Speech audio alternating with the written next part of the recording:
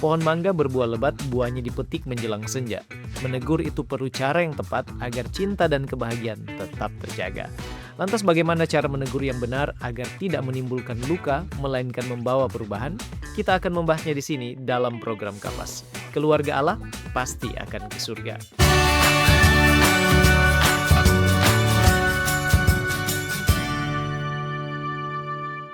Tidak ada rumah tangga yang sempurna. Setiap hari ada saja yang perlu diperbaiki.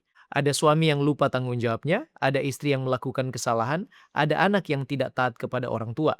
Karena itu, teguran adalah bagian yang tidak dapat dipisahkan dari kehidupan keluarga. Namun persoalannya bukan apakah kita perlu menegur atau tidak, melainkan bagaimana cara kita menegur. Banyak keluarga bukan hancur karena kesalahan yang terlalu besar, tetapi karena cara menegur yang salah. Suami merasa tidak dihargai, istri merasa selalu disalahkan, anak merasa tidak pernah dimengerti. Akibatnya, rumah yang seharusnya menjadi tempat penuh kasih justru berubah menjadi tempat yang penuh dengan ketegangan. Sekarang mengapa mempelajari cara memberi teguran yang benar itu penting? Karena setiap pasangan pasti pernah melakukan kesalahan. Tidak ada suami yang selalu benar, demikian juga tidak ada istri yang selalu benar. Jika setiap kesalahan ditegur dengan kemarahan, penghinaan, dan kata-kata yang kasar, maka sedikit demi sedikit cinta dalam rumah tangga akan terkikis. Sebaliknya, teguran yang diberikan dengan kasih akan memperbaiki hubungan, membangun karakter, dan menjaga keharmonisan keluarga. Apa saja kesalahan yang sering dilakukan suami istri saat memberi teguran? Yang pertama, menegur pasangan di depan anak-anak atau orang lain. Ketika pasangan dipermalukan di depan anak-anak atau keluarga besar, harga dirinya terluka. Akibatnya, masalah yang kecil bisa berubah menjadi konflik yang besar. Kedua, menunggu emosi memuncak baru kemudian menegur. Selama berminggu-minggu diam, tetapi ketika emosi sudah meledak, semua kesalahan dikeluarkan sekaligus dan akhirnya teguran berubah menjadi pertengkaran. Yang ketiga, menggunakan kata-kata yang menyerang pribadi. Misalnya, kamu memang terlalu egois, atau kamu memang tidak berguna, atau menikah denganmu adalah sebuah penyesalan terbesar.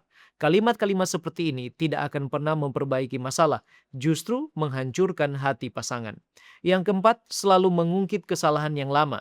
Semua kesalahan sejak awal menikah dibuka kembali. Akhirnya tidak ada lagi jalan keluar karena pembicaraan berubah menjadi ajang saling mengungkit kesalahan dan saling menyerang.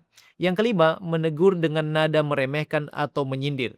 Sindiran seringkali lebih menyakitkan daripada teguran yang jujur. Yang keenam, menegur hanya ketika ada kesalahan. Pasangan tidak pernah dipuji ketika melakukan hal yang baik, tetapi setiap melakukan kesalahan langsung dikritik. Lama-kelamaan, pasangan merasa dirinya tidak pernah cukup baik. Nah, sekarang apa dampak dan bahayanya bila cara menegur dalam rumah tangga salah?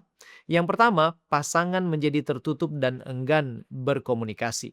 Yang kedua, komunikasi semakin dingin. Yang ketiga, suami atau istri lebih memilih diam daripada berbicara. Yang keempat, luka batin akan semakin menumpuk. Yang kelima, pertengkaran menjadi semakin sering. Yang keenam, anak-anak akan meniru cara orang tua berbicara satu dengan yang lain. Yang ketujuh, kehangatan rumah tangga perlahan akan menghilang. Yang kedelapan, bahkan tidak sedikit perselingkuhan emosional dimulai karena seseorang merasa lebih dihargai oleh orang lain daripada pasangannya sendiri. Kalau begitu, apa tanda-tanda cara menegur dalam keluarga sudah tidak sehat lagi? Yang pertama, sedikit-sedikit marah. Kita perlu waspada akan hal ini. Yang kedua, nada bicara selalu tinggi. Yang ketiga, pasangan takut berbicara karena khawatir dimarahi. Yang keempat, lebih banyak kritik daripada pujian. Yang kelima, selalu mencari siapa yang salah dan siapa yang benar. Yang keenam, tidak pernah meminta maaf. Yang ketujuh, teguran berubah menjadi penghinaan. Dan yang kedelapan, anak-anak mulai takut berada di rumah karena sering mendengar pertengkaran orang tua. Jadi bagaimana cara memberi teguran yang benar dalam rumah tangga?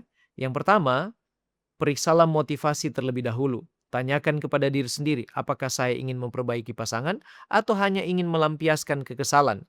Kalau hati masih penuh dengan amarah, lebih baik tenangkan diri terlebih dahulu. Yang kedua, pilihlah waktu yang tepat. Jangan menegur pasangan ketika baru pulang kerja, dalam keadaan lelah, sedang lapar, atau berada di depan anak-anak. Carilah waktu ketika suasana tenang sehingga pembicaraan bisa diterima dengan baik. Yang ketiga, berbicaralah secara pribadi. Jangan mempermalukan pasangan di depan keluarga besar, tetangga, teman, atau bahkan media sosial. Masalah rumah tangga sebaiknya diselesaikan di dalam rumah sendiri.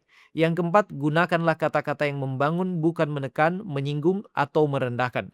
Penggunaan kalimat yang tepat dan disampaikan dengan kasih serta kelembutan sering menghasilkan perubahan suasana yang besar. Yang kelima, dengarkan penjelasan pasangan. Jangan hanya ingin didengar saja, berikan kesempatan kepada pasangan untuk menjelaskan alasan atau kesulitannya. Dan seringkali masalah terjadi bukan karena tidak peduli, tetapi karena salah paham. Yang keenam, berikanlah penghargaan lebih banyak daripada kritikan. Pasangan yang merasa sering dihargai biasanya lebih mudah menerima koreksi. Dan jangan hanya melihat kesalahan, tetapi juga hargai setiap usaha yang dilakukan oleh pasangan. Yang ketujuh, jangan menunda meminta maaf. Kalau ternyata cara kita menegur terlalu keras atau tidak tepat, janganlah gengsi untuk mengatakan maaf. Permintaan maaf tidak membuat kita rendah, tetapi justru memperkuat hubungan kita dengan pasangan kita. Yang kedelapan, berdoa bersama setelah menyelesaikan masalah. Inilah yang membedakan keluarga Kristen. Bukan berarti tidak pernah bertengkar, tetapi selalu membawa setiap persoalan kepada Tuhan. Doa bersama melembutkan hati yang keras dan memulihkan hubungan yang retak. Alkitab memberikan nasihat dalam Efesus 4 ayat yang ke-29. Janganlah ada perkataan kotor keluar dari mulutmu, tetapi pakailah perkataan yang baik untuk membangun.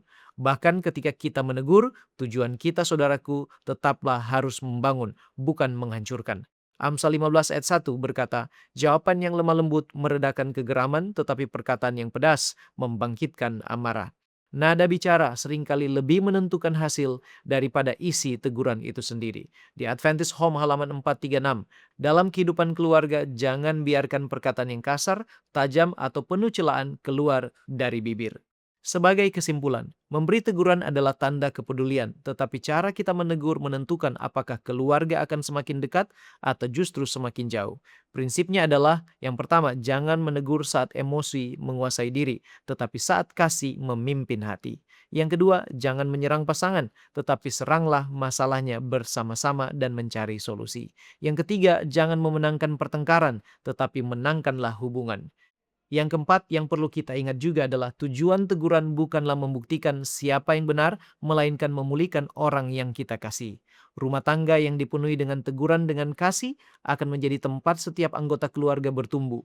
Di sanalah suami, istri, dan anak-anak belajar bahwa kasih Kristus bukan hanya diajarkan tetapi dipraktekkan setiap hari melalui cara berbicara, cara menegur, dan cara saling mengampuni. The Ministry of Healing halaman 360. Kelembutan dan kesabaran di dalam keluarga akan menciptakan suasana yang mengundang hadirat Kristus. Tuhan kiranya menolong setiap keluarga kita agar setiap teguran yang keluar dari mulut kita menjadi sarana pemulihan, bukan sumber luka. Tuhan Yesus memberkati kita sekalian. Demikianlah pembahasan kita kali ini, dan bila sahabat Kapas merasa diberkati, jangan lupa untuk like dan komen, serta bagikan tayangan ini supaya semakin banyak orang lagi yang diberkati. Tuhan Yesus memberkati kita sekalian, dan salam Kapas.